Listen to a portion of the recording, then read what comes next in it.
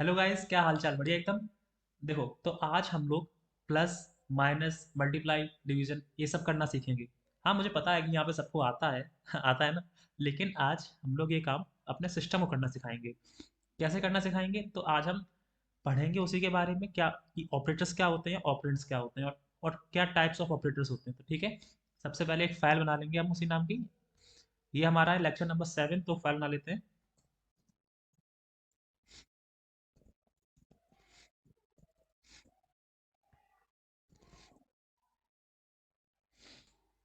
देखो, फाइल बन गई है। तो अब ये देखना, ये ऑपरेटर्स होते क्या है। तो देखो, जैसे हमने कोई भी एक्सप्रेशन लिखा, जैसे हम कुछ भी एडिशन करते हैं, जैसे 7 + 3 = 10। तो यहाँ पे जो 7 है, जो 3 है, जो 10 है, मतलब जो कि डेटा है जिस पे हम लोग ऑपरेशंस अपने परफॉर्म करते हैं, उस डेटा को बोला जाता है क्या? ऑपरेंड्स। क्या बोलते हैं हम? ऑपरेंड्स। अब जो ऑपरेशन यहाँ पे परफॉर्म हो रहा है, जैसे यहाँ पे क्या हो रहा है, यहाँ पे एडिशन हो रहा है। तो ये जो एडिशन का जो सिंबल है ना, इन सिंबल्स को हम लोग बोलते हैं ऑपरेटर्स। ये एडिशन का सिंबल हो गया, ये इक्वल्स का सिंबल हो गया, इन्हें हम लोग क्या बोलते हैं? ऑपरेटर्स बोलते हैं। ठीक है।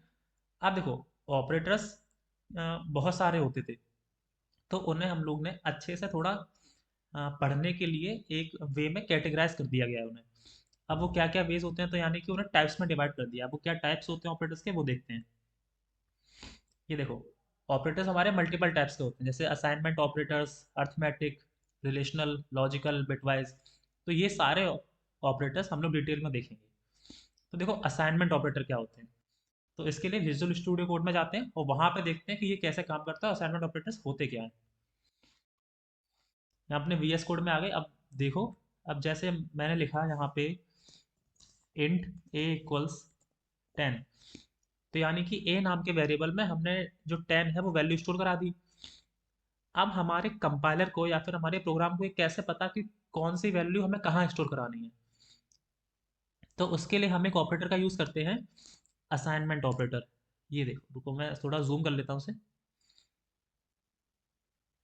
इतना ठीक है। असाइनमेंट ऑपरेटर, ये देखो, तो ये जो इक्वल्स का ये जो साइन बना है ना, इक्वल का, ये इसे हम कहते हैं असाइनमेंट ऑपरेटर।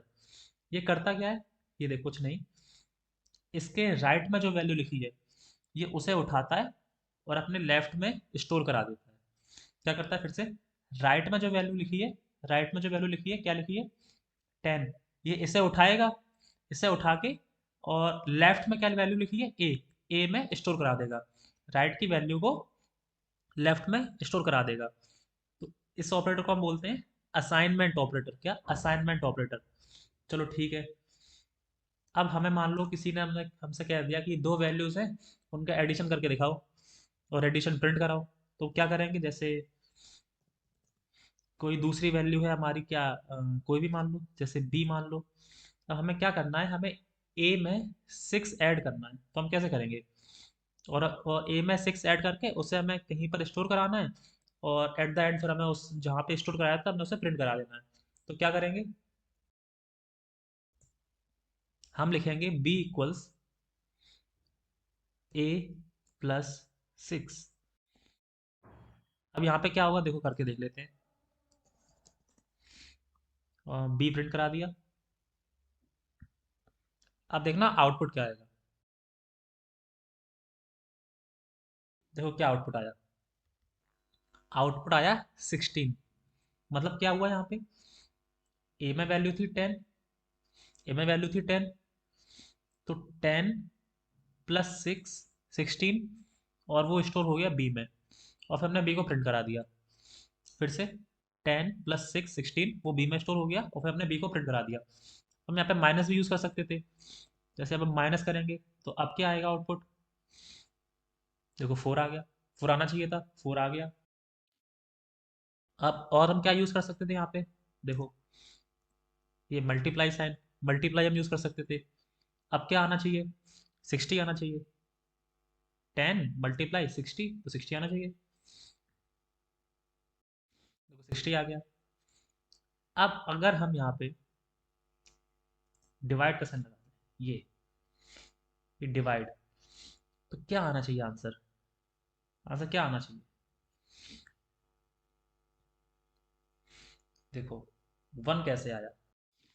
तो देखो ये जो साइन है ना, ये वाला साइन, ये ये हमें देता है क्वेशेंट, क्वेशेंट देता है, लेकिन ये फ्लोट वैल्यू में नहीं देता है।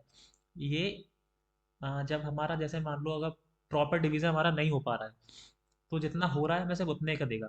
जैसे 10 डिवाइड बाई 4 करेंगे, तो सिर्फ डिवाइड होगा सिर्फ 1 टाइम्स, और हमारी कुछ रिमाइंडर बच जाएगी।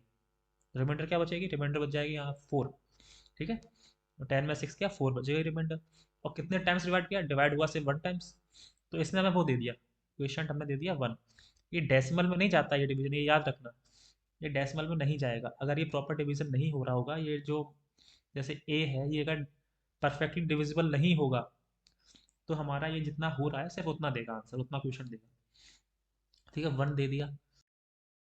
जैसे ही देखो हमने ये देखा असाइनमेंट ऑपरेटर, ये इक्वल्स, ये जो बाकी के असाइनमेंट ऑपरेटर है हम अभी इन्हें देखेंगे थोड़ी देर में, थोड़ा वेट करो उनके लिए। फिर उसके बाद हमने देखे अरिथमेटिक ऑपरेटर्स, जैसे हमने प्लस देखा, माइनस देख लिया, मल्टीप्लाई देख लिया, ये डिवाइड देख लिया।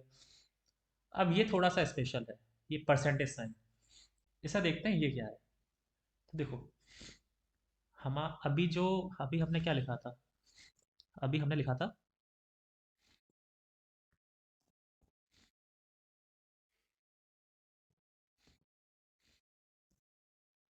अभी हमने ये लिखा था A/6।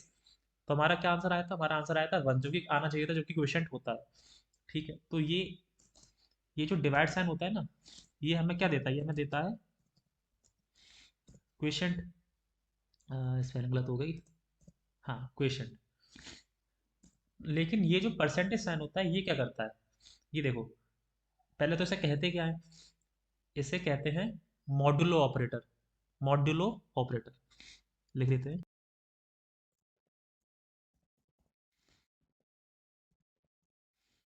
Modulo operator. इसे कमेंट आउट कर देते हैं इस लाइन को, और इसे कर देते हैं अनकमेंट।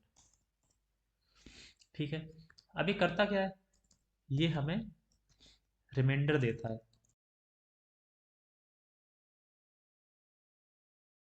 रिमाइंडर, ठीक है। तो क्या आना चाहिए इसका आउटपुट?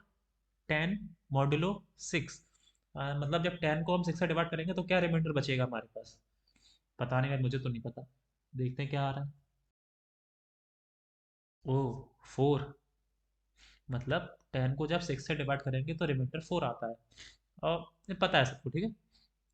तो ठीक है, तो ये मॉड्यूलो ऑपरेटर है जो कि रिमाइंडर देता है। ऐसा याद रखना, जैसे अगर हम ये ऑपरेटर लगाएंगे, सिर्फ स्लैश का सिंबल अगर हम लगाएंगे, तो वो क्वेश्चन देगा। लेकिन अगर हम ये परसेंटेज का सिंबल लगाएंगे, तो ये हमें रिमाइंडर देगा, और इसे हम क्या बोलते हैं? Modulo operator. क्या? Modulo operator. ठीक है, अब ऐसे हमारे पास ये देखो असाइनमेंट, ये बाकी के बच्चे हैं, ये भी देखेंगे। और ये अभी ये देखो, ये दो अरिथमेटिक ऑपरेटर्स और बचे हैं, जैसे प्लस प्लस और माइनस माइनस। अभी जो हमने किया उसमें सिर्फ एक एक साइन था, सिर्फ प्लस।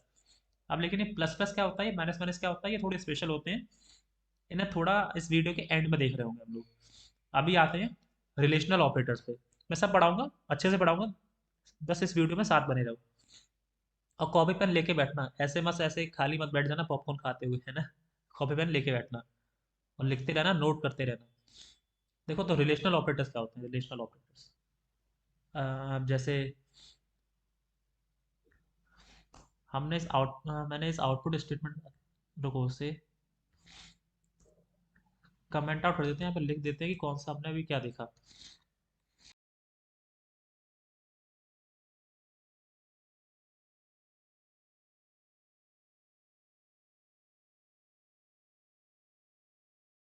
असाइनमेंट ऑपरेटर्स हो गए हम लोगों के। अब इन्हें कमेंट आउट कर देते हैं।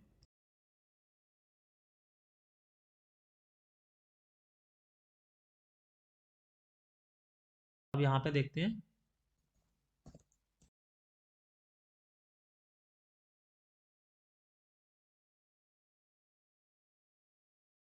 Relational operators. अब देखो रिलेशनल ऑपरेटर्स क्या करते हैं, देखो देखते हैं। तो जैसे मैंने लिखा, यहाँ पे लिख दिया 42 इज लेस देन 68। अच्छा, अगर अगर कोई आपसे पूछे इज 42 लेस देन 68, तो आप उसे वन वर्ड में क्या आंसर दोगे? इज 42 लेस देन 68 क्या आंसर दोगे उसे? True, obviously. Yes, 42 is less then 68, तो इसका आंसर क्या होगा? ट्रू। देखें प्रिंट क्या हो रहा है, देखो, ट्रू। ट्रू प्रिंट हो गया। अब यहीं पे अगर हम लिख दें, जैसे अब मान लो लिख दिया मैंने 0 इज ग्रेटर देन 23, तो अब क्या प्रिंट होना चाहिए? Obviously false. ठीक है, चलो ये तो समझ में आ गया कि लेस देन ग्रेटर देन। अब देखो, अब अगर हम ये लिखें, जैसे 42 इज लेस देन 42, तो यहाँ पे क्या प्रिंट होगा? 42 is less than 42, false. False print होना चाहिए ना, देखो। ठीक है, ये हमारा फॉल्स प्रिंट हो गया। अब लेकिन अगर मैं यहाँ पे एक इक्वल टू और लगा दूँ, 42 लेस देन इक्वल टू 42, तब देखना तब क्या प्रिंट होगा? ट्रू। आउटपुट चेंज हो गया। पहले फॉल्स प्रिंट हो रहा था जब इक्वल टू नहीं लगा था, लेकिन हमने इक्वल्स टू लगा दिया, अब क्या प्रिंट हुआ? अब प्रिंट हुआ ट्रू। तो मतलब इसका मतलब क्या है? देखो, अगर हम 42 लेस देन 42 लिखेंगे, तो ये सिर्फ एक कंडीशन चेक करेगा, क्या 42 से लेस देन है या नहीं है। लेकिन जब हमने इक्वल टू भी लगा दिया, तो अब ये दो कंडीशन चेक करेगा। 42 लेस देन तो होना ही चाहिए 42 से, लेकिन क्या ये इसके बराबर भी हो सकता है? अगर लेस देन है तो ट्रू दे दो, अगर बराबर है तो ट्रू दे दो, अदरवाइज बाकी सारी कंडीशंस में फॉल्स दे दो। तो हाँ, यहाँ पे 42 इक्वल टू था 42 के, तो इसने ट्रू दे दिया। अब ऐसे तो समझ में आ ही गया होगा कि ऐसे ये भी हो सकता है हमारा, जैसे मान लो हमने कुछ भी लिख दिया। अभी हम लोग क्या किया था, अभी हम लोग लेस देन किया था, ग्रेटर देन भी ऐसे ही होता है, ग्रेटर देन इक्वल टू 49, है ना। ये यहाँ पे ये ट्रू प्रिंट हो जाए, क्योंकि ग्रेटर देन कंडीशन तो यहाँ पे सेटिस्फाई हो रही है। अब देखो और क्या होते हैं रिलेशनल ऑपरेटर्स हमारे। लेस देन हो गया, ग्रेटर देन हो गया, लेस देन इक्वल टू हो गया, ग्रेटर देन इक्वल टू हो गया। अब ये क्या है? ये इक्वल इक्वल्स, और ये एक्सक्लेमेटरी साइन, फिर इक्वल्स, देखो ये क्या है?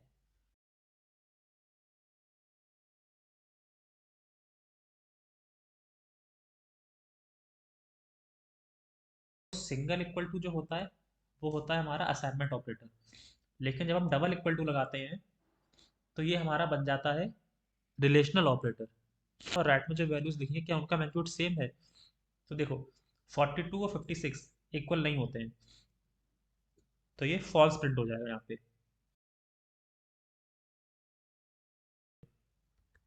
यहाँ पे फॉल्स प्रिंट हो गया। अब अगर ये इक्वल होंगे, तो यहाँ पे ट्रू प्रिंट हो जाएगा। इसमें कोई डाउट वाली बात तो है नहीं, सब सीधा सीधा सब खेल चल रहा है। 56 के इक्वल होता है, हाँ होता है तो ट्रू प्रिंट कर दो, नहीं होता है तो फॉल्स प्रिंट कर दो, सिंपल। ठीक ठीक है।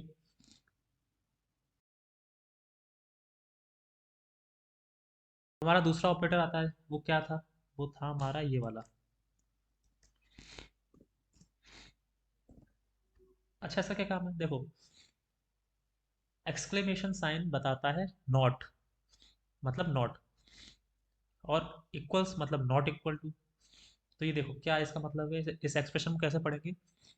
Is 56 not equal to 78? इसका आंसर क्या है? Is 56 not equal to 78? Yes, इसका आंसर यस है। तो यहाँ पे यस यस मतलब ट्रू, तो यहाँ पे क्या प्रिंट होगा? ये देखो, ट्रू प्रिंट हो गया। क्या प्रिंट हो गया? ट्रू प्रिंट हो गया। ठीक है, तो ये समझ में आ गया होगा, less than, greater than, less than equals, greater than equals, equal equal, है ना। और ये नॉट इक्वल्स। तो हमारे रिलेशन ऑपरेटर्स इतने ही होते हैं। रिलेशनल ऑपरेटर्स, इन्हें रिलेशन भी बोल सकते हैं, इन्हें कंपैरिजन ऑपरेटर्स भी बोल सकते हैं, नाम अलग अलग हो सकते हैं, काम इनका यही है। ठीक है, तो ये याद रखना। और ये याद रखना कि सिंगल इक्वल टू होता है assignment operator, double equal to होता है हमारा रिलेशनल ऑपरेटर जो कि इक्वलिटी चेक करता है। अब आपने एक चीज़ यहाँ पे गौर की, एक चीज़ ध्यान दिया होगा आपने कि इनके जो भी हमारे आउटपुट आ रहे थे वो दो ही वैल्यू हो सकती थी, या तो ट्रू या तो फॉल्स, या तो ट्रू या तो फॉल्स। तो हमारा जो रिलेशनल ऑपरेटर्स होते हैं उनका आउटपुट क्या होता है? उनका आउटपुट होता है बुलियन। क्या इनका आउटपुट होता है हमारा? बुलियन। लिख देते हैं यहाँ पे।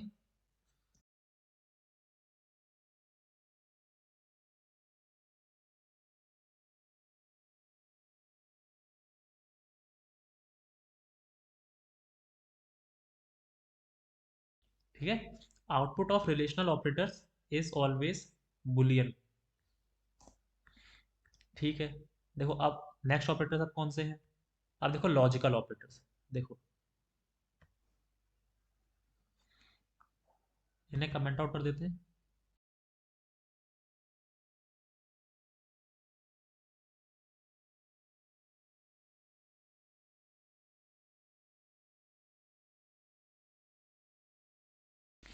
अब देखो लॉजिकल ऑपरेटर में क्या होता है, देखो लॉजिकल जैसा नाम शो कर रहा है, लॉजिकल ऑपरेटर मतलब लॉजिक, ये किसी लॉजिक लॉजिक पे काम करते होंगे। जैसे क्या है, लॉजिकल ऑपरेटर्स हमारे क्या है? ये डबल एम्परसेंड का साइन, ये डबल, ये क्या डंडे जैसा क्या बना है, ये एक्सक्लेमेटरी साइन, ये क्या है? ये देखो ये क्या होते हैं? 32 एंड 45, 465, कुछ भी लिख दो। लॉजिकल ऑपरेटर्स क्या होते हैं कि ये देखते हैं कि इनके लेफ्ट में जो कंडीशन लिखी है और इनके राइट में जो कंडीशन लिखी है, ध्यान सुनना, मैंने बोला लेफ्ट में जो कंडीशन लिखी है और इनके राइट में जो कंडीशन लिखी है, उनकी वैल्यूज क्या है? दोनों ट्रू हैं, दोनों फॉल्स हैं, एक पहली ट्रू है दूसरी फॉल्स है, या पहली फॉल्स है दूसरी ट्रू है, उसके बेसिस पे ये अपना आंसर देते हैं। अब देखो, अब जैसे अगर मैं लिख दूं यहाँ पे, ये देखो हमें लेफ्ट और राइट में दो कंडीशंस लिखनी है, तो हम लेफ्ट में लिखते हैं 32 इज ग्रेटर देन 48,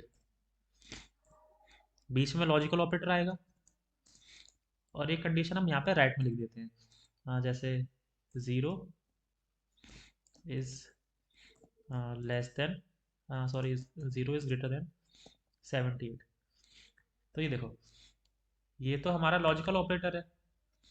अब ये है हमारी लेफ्ट कंडीशन, ठीक है, और ये है हमारी राइट कंडीशन। देखो लेफ्ट में जो कंडीशन लिखी है, ये ट्रू है या फॉल्स है? 32 इज ग्रेटर देन 48, ये फॉल्स है। और यहाँ पे जो लिखी है 0 इज ग्रेटर देन 78, ये भी फॉल्स है। अब ये है हमारा logical and operator. Logical and operator का काम ये होता है कि अगर हमारी जितनी भी कंडीशंस लिखी हैं उनमें से कोई एक कंडीशन भी अगर फॉल्स हो गई तो ये हमारा फॉल्स दे देगा आंसर। ये ट्रू सिर्फ एक केस में देता है जब हमारी दोनों कंडीशंस ट्रू हो, अदरवाइज ये हमेशा फॉल्स देता है। तो देखो अब ये क्या देगा। यहाँ पे ये एरर शो कर रहा है, क्यों वो देख लेते हैं। अच्छा, मैंने ये सिलेक्ट करके रन कर दिया था, बताया था सिलेक्ट करके रन नहीं करना होता है, सिलेक्ट करके रन करेंगे तो एक ये temporary code runner file create हो जाती है। तो फिर से रन करते हैं एक बार से। ये देखो, एज एक्सपेक्टेड इसने हमें क्या दे दिया? फॉल्स। ठीक है, अब हम एक कंडीशन को यहाँ पे ट्रू कर देते हैं, किसी भी कंडीशन को, जैसे इसे ट्रू कर दिया, तो ये वाली कंडीशन तो ट्रू हो गई, 32 इज लेस देन 48। लेकिन 0 ग्रेटर देन 78 ये कंडीशन अभी भी फॉल्स है, तो ये क्या देगा? अभी भी ये क्या देगा? फॉल्स ही देगा। मैंने बताया था जब जब तक कोई एक कंडीशन भी फॉल्स रहती है तब तक हमारा ओवरऑल जो हमारा आउटपुट है वो फॉल्स ही आता है। ट्रू कब आएगा? ट्रू सिर्फ एक केस में आएगा जब सारी कंडीशंस ट्रू हो जाए। अब अगर यहाँ पे ये कर दे, अभी देखो, अभी दोनों कंडीशंस ट्रू हो गई हैं, तो यहाँ पे ये आंसर क्या देगा? ये यहाँ पे ट्रू दे दिया। ठीक है, तो ये बहुत ध्यान से समझना, इसे लिख भी लो कि ये जो लॉजिकल एंड ऑपरेटर है,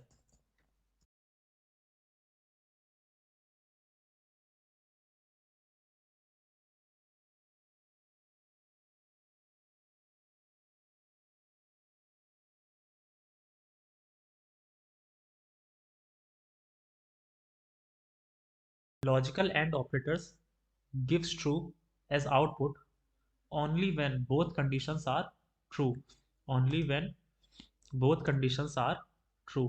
ठीक है। अब ऐसे एक हमारा होता है लॉजिकल और ऑपरेटर। ये यहाँ से उठा के कॉपी पेस्ट कर लेते हैं, टाइम बचेगा थोड़ा।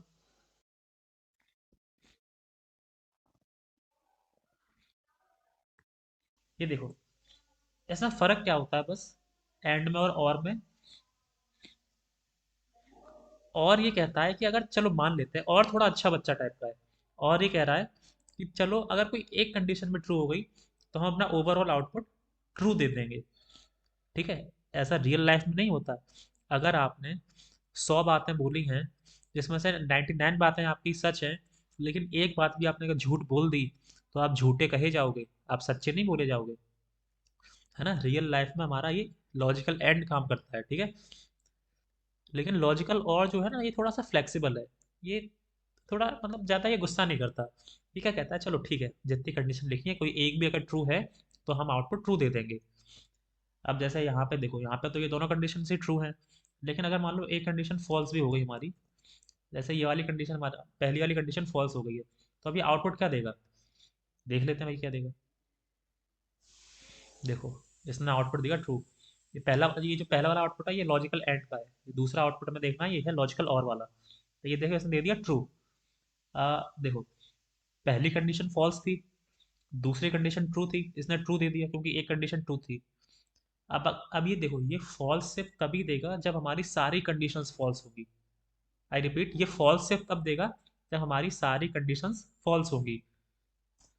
जैसे ये देखो, अब ये फॉल्स दे देगा। ये देखो, इसने आउटपुट दिया फॉल्स। ठीक है, तो ये समझ में आ गया होगा। एंड में और में बस एक ही चीज़ का फर्क है। एंड ट्रू सिर्फ तब देता है जब सारी कंडीशन ट्रू हो, और ट्रू देता है जब कोई एक कंडीशन भी ट्रू हो जाए, एटलीस्ट वन कंडीशन। और ये फॉल्स देगा जब सारी कंडीशंस फॉल्स होंगी। ठीक है, तो ये यहाँ पे लिख लेते हैं।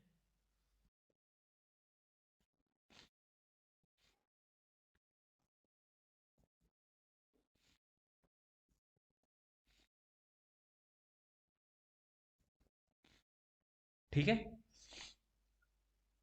तो ये लॉजिकल एंड हो गया, लॉजिकल और हो गया। अब यहाँ पे ये और आता है लॉजिकल नॉट। देखो, लॉजिकल नॉट हमारा क्या काम करता है, कोई ये एक यूनरी ऑपरेटर। पहली बात तो यूनरी ऑपरेटर्स हमारे वो ऑपरेटर्स होते हैं जो सिर्फ सिंगल ऑपरेंड लेते हैं, जिन्हें सिर्फ सिंगल ऑपरेंड की रिक्वायरमेंट होती है। ठीक है। लॉजिकल नॉट का ये काम है कि ये जो हमारी जो बिट वैल्यू है, जो कि जैसे हमारा कोई लॉजिक अगर ट्रू है तो ये उस लॉजिक को फॉल्स कर देगा। ठीक है, जैसे मान लो करके देख लेते हैं, जैसे एक बार।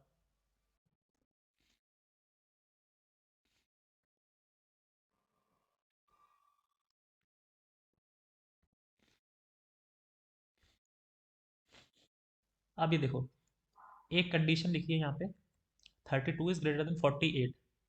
ये कंडीशन अपने आप में इसकी इसकी वैल्यू क्या आनी चाहिए, 32 इज ग्रेटर देन 48 फॉल्स आनी चाहिए। लेकिन ये देखना इसकी वैल्यू क्या आएगी।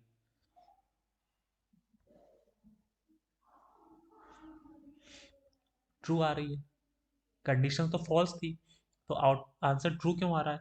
आंसर ट्रू आ रहा है हमारा ये लॉजिकल नॉट ऑपरेटर की वजह से। ये क्या करता है, जो भी हमारा आंसर आ रहा होता है उसे रिवर्स कर देता है। अगर ट्रू आ रहा होगा तो फॉल्स कर देगा, फॉल्स आ रहा होगा तो ट्रू कर देगा। यहाँ पे फॉल्स आ रहा था तो उसने ट्रू कर दिया। अगर ट्रू आ रहा होता तो उसे ये फॉल्स कर देता। सिंपल।